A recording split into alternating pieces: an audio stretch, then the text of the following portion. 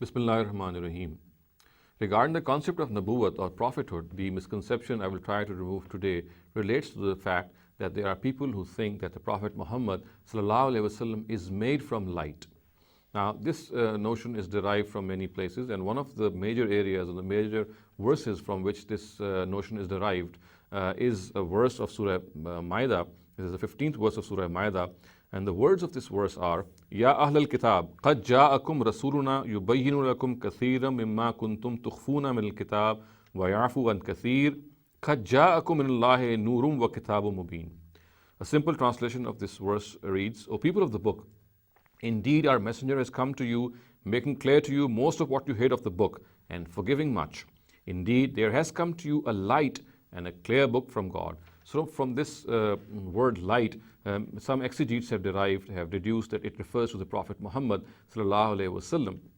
Now, it needs to be understood first of all that whenever we try to determine the connotation of the word, the most important thing is to study parallel verses of similar import or similar intent. And if we do so, we'll find that this word light, whenever it is used in such a context, that light is being revealed by the Almighty, then it always refers to divine guidance. And we find that this usage abounds in the Quran.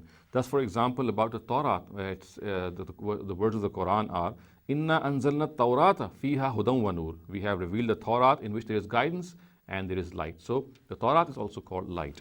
Similarly, the Injil or the Gospel, the words about the Gospel are, وَآتَيْنَاهُ الْإِنْجِيلَ فِيهِ هُدًى وَنُورٌ. So we gave them the Gospel or the Injil, and in it is guidance and light. Again, we see that this word light occurs and it is used explicitly for divine guidance, and in this case for the Gospel.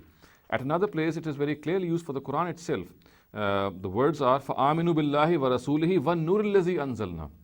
So therefore, believe in God and His Messenger and the light which we have revealed, which of course refers to the Quran. It cannot refer to the Prophet Muhammad sallallahu alaihi wasallam because he's already mentioned in this verse.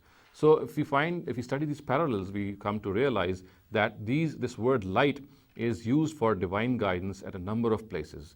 Now, the second thing which needs to be realized as well is that the word bashar has been used by the Quran for the Prophet Muhammad sallallahu alaihi wasallam at many places, which signifies the fact that he was a human being and he was not made of light at all. And there are many places in which this is mentioned. Just to give an example, it is mentioned at one place in Surah Kahf. The words are, Kul innama ana basharum mislukum yuha ilayya annama ilahukum ilahun wahid. Tell them that I am a human being like you. It has been revealed to me that your God is one God. So the word bashar is explicitly used for the Prophet Muhammad sallallahu alaihi wasallam. And in the presence of this, it cannot be at all believed or deduced that the word light in the other verse which I just quoted in the beginning relates to the Prophet Muhammad sallallahu alaihi wasallam.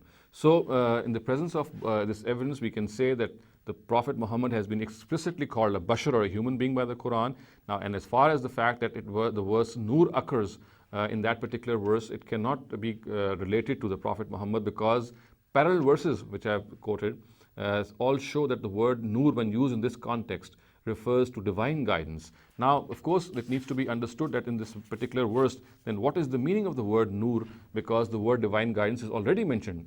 The verse says, قَدْ جَاءَكُمْ مِنَ اللَّهِ نُورٌ وَكِتَابٌ مُبِينٌ.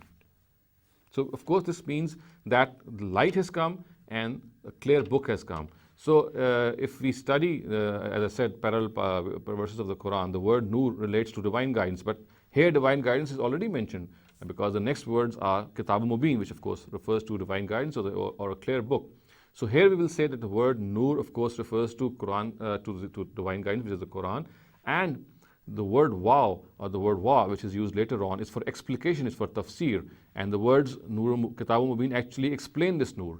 In other words, the proper translation or the correct translation of this word would be that divine guidance has come to you from God, which is the clear book of God. So we will relate this wow or this wa used here to that of explication, which actually explicates the word nur by saying that the word nur is actually Kitab Mubin or the open book or the clear book. So in the light of this evidence, we can very clearly or safely deduce the fact that it is not at all correct to assume that the Prophet Muhammad ﷺ was made of light or nur.